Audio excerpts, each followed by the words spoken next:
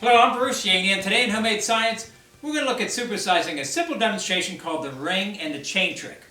Let's take a look at the original setup, and then we'll see if we can go larger. Now the materials I need are fairly simple. I have a light pull chain which is made into a loop. There's where it's joined right there. The other piece I need is this metal ring.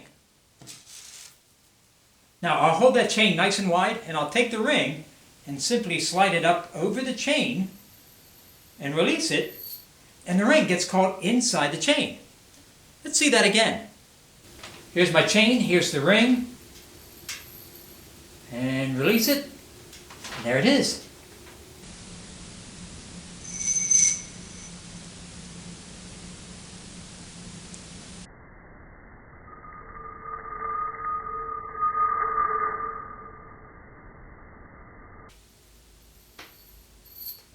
Now there's some good science behind this, and I've had students investigate it by changing some of the variables. We can change the length of the chain, we can make it shorter, we can make it longer, we can try different materials. We even had some limited success using rope. We can make adjustments to the ring, try various sizes, made out of different materials. I even had students make their own out of copper wire and then wrapped it with tape.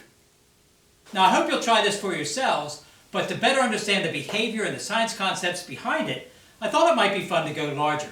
So here's a ring I made out of an old piece of garden hose and a piece of strapping material. So let's give this one a try.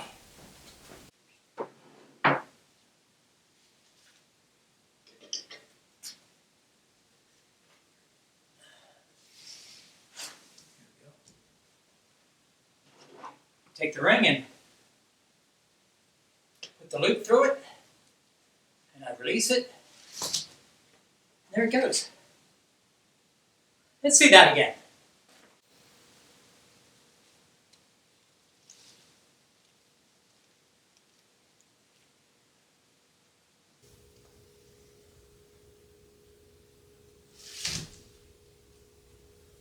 Now, what's the science behind this? Well, to start, when I lift this ring up, I'm giving it potential energy due to gravity. And of course, if I hold it level, gravity is going to pull it down and it falls straight down. But when I hold it in just one hand, well, if I let go, you'll notice that it starts twisting this way. Gravity is actually applying a torque, which is going to cause this ring to turn. In fact, let's try that. Once the ring leaves my hand, that turning force is no longer applied. But the ring will continue to rotate around its center of mass as gravity pulls the ring towards the floor. And when it's inside the loop, I let go so that it rotates. It's rotating, and this leading edge actually comes behind the loop, and that's what's causing the knot. So if we watch it, see if we can see that as it actually falls.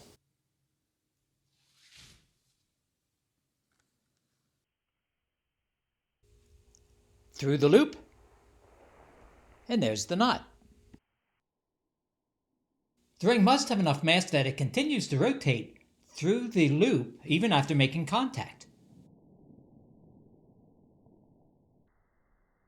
It's a little bit harder to follow with a smaller chain. So going larger has made it easier to see, but we're not quite done yet. I think in this case we're going to have to go someplace else because it's not quite high enough.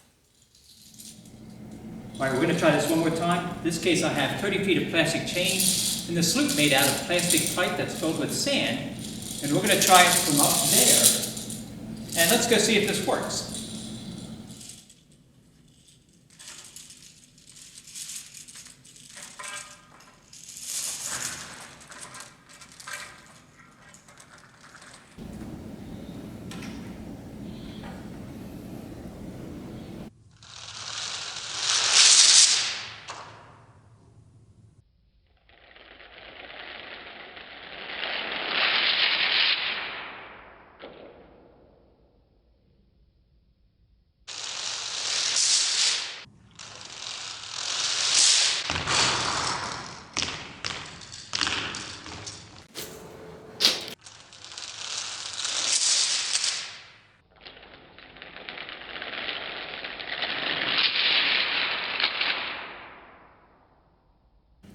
Well, that seems to work pretty good.